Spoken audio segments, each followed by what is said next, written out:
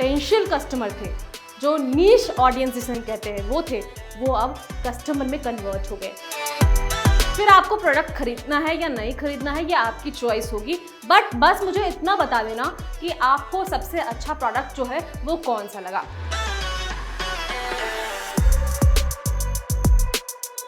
नमस्कार, वेलकम, आपका स्वागत है फ्रीडम ऐप के हिंदी यूट्यूब चैनल में। मेरा नाम है रिया और दोस्तों आज आपको एक कहानी सुनाएंगे, आज आपको एक केस स्टडी बताने वाले हैं।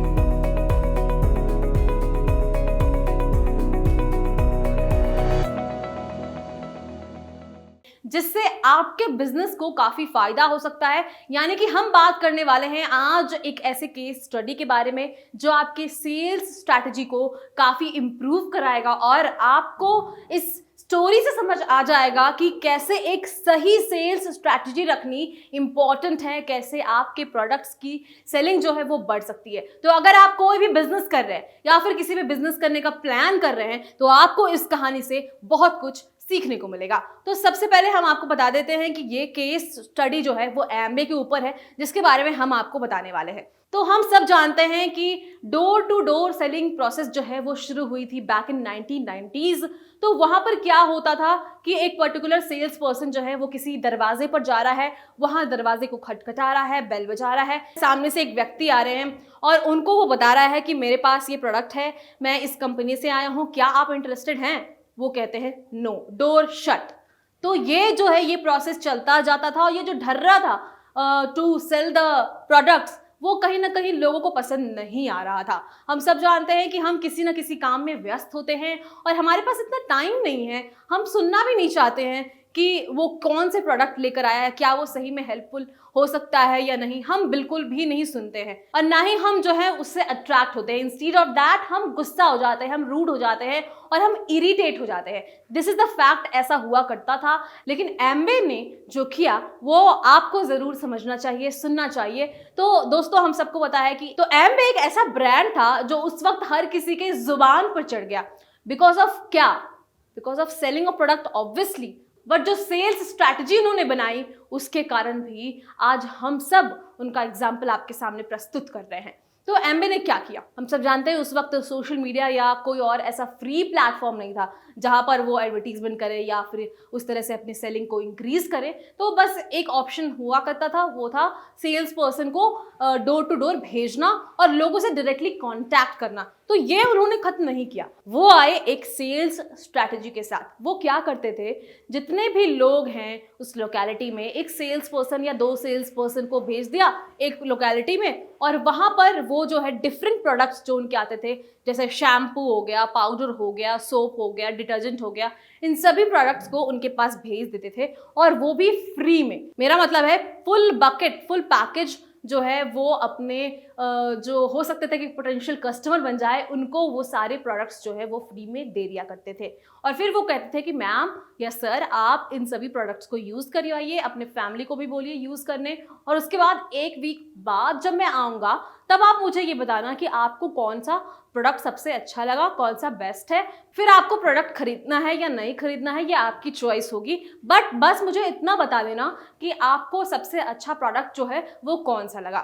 फिर 1 वीक बीत गया और ऐसे ऐसे बहुत सारे सेल्स पर्सन को उन्होंने पूरे कंट्री में डिवाइड कर दिया और हर जगह जो डोर टू डोर सेलिंग हो रही है, डोर टू डोर लोग जो हैं प्रोडक्ट्स को फ्री में दे रहे हैं। मीन्स जो एम्बे वाले हैं वो प्रोडक्ट्स को फ्री में दे रहे हैं। फिर क्या हुआ, अगले वीक वो गए पूछते, मैम आपको कौन सा प्रोडक्ट अच्छा लगा? किसी ने बोला शैम्पू, किसी ने बोला सोप, किसी ने बोला पाउडर या फिर और भी जो उनके प्रोडक्ट्स में होते थे वो। अब एम्बे ने क्या किया? Can you guess the next step? आप सोच रहे होगे उन्होंने कहा ये प्रोडक्ट ले लो, मुझे इतने पैसे दे दो। वेल, ऐसा कुछ नहीं हुआ। जिन लोगों को ये पसंद नहीं आया उनके पास ये दोबारा नहीं गए और जिन लोगों को कोई पर्टिकुलर प्रोडक्ट पसंद आया वो उनके पास गए और उनको वो प्रोडक्ट जो है डिस्काउंट कर दे दिया। यानी कि मान लो वो 100 रुपये का था तो उन्हें 80 रुपये में वो प्रोडक्ट दे दिया। ऐसे में क्या हुआ, वो व्यक्ति जो पोटेंशियल कस्टमर थे, जो नीश ऑडियंस जिसे हम कहते हैं वो अब कस्टमर में कन्वर्ट हो गए। तो ये स्ट्रैटेजी जो है वो एम्बे ने बनाई और इस तरह से कस्टमर्स को अपने तरफ अट्रैक्ट किया, डिस्काउंट्स देते गए और वो जो है कस्टमर अब उस प्रोडक्ट का आदी बन गया, यानी कि अब उसको वो प्रोडक्ट चाहिए, बहुत अच्छा लग रहा है, डिस्काउंट में मिला और धीरे धीरे इस चेन को बढ़ावा मिलते गया और इस तरह से एम्वे ने अपनी ब्रांडिंग की इस सेल्स स्ट्रैटेजी के थ्रू उन्होंने अपने प्रोडक्ट्स बेच दिए पूरे भारत में और आज हम सबके जुबान पर एम्वे का नाम होता है।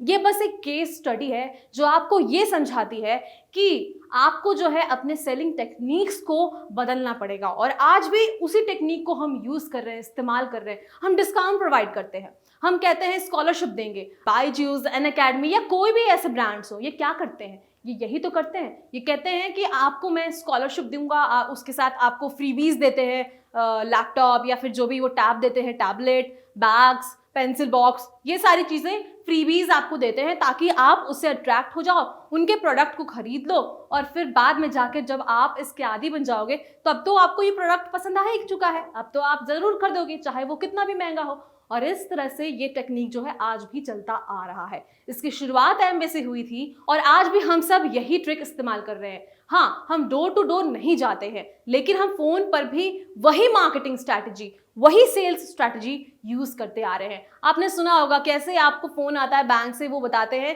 कि अगर आप लोन लोगे तो आपको इतना कम इंटरेस्ट मिलेगा या फिर कोई और प्रोडक्ट। अब जैसे किसी स्कूटी के शॉप में आप गए जहां पर स्कूटीज है, बाइक्स है और आपको खरीदना है, आपने इंक्वायरी किया, इंक्वायरी करने के बाद आप घर आते हो और नेक्स्ट 2-3 डेज में आपको कॉल्स आने शुरू हो जाते हैं। अगर आप इतने समय में इस स्कूटी को बाय कर लेते हो तो आपके ईएमआई कम हो जाएंगे या फिर आपको इतना % डिस्काउंट मिलेगा। तो ये सारी सेल्स स्ट्रैटेजी जो है वहीं से चलती आ रही है। तो हमने समझा कि कैसे मन से खेल कर ये सेल्स स्ट्रैटेजी जो है आपको भी बनानी चाहिए। तो ये केस स्टडी मैंने इसलिए बताई है कि कैसे आप जो है अलग अलग स्ट्रैटेजी यूज करते हो तो एक ब्रांड यहाँ पहुँचता है, एक ब्रांड यहाँ पहुँचता है। बस आपको आइडेंटिफाई करना है कि कौन सी स्ट्रैटेजी आपके लिए सही होती है और लोगों को ये समझाना है कि आपके प्रोडक्ट्स उनके इशू को कैसे सॉल्व कर रहे हैं। जिस भी बिजनेस को आप करने जा रहे हो वो बिजनेस किसी इंसान की कौन सी प्रॉब्लम सॉल्व कर रहा है। जैसे अगर हमारा ऐप जो है वो लाइवलीहुड एजुकेशन प्रोवाइड कर रहा है तो इसका मतलब क्या है, हम आपके कौन से प्रॉब्लम को सॉल्व कर रहे हैं। इंडिपेंडेंट हो रहे हैं आप अपना खुद का बिजनेस करके, आप किसी पे डिपेंडेंट नहीं हो रहे हैं, आप जो है फ्रीडम पा रहे हैं अपने फाइनेंस को लेकर।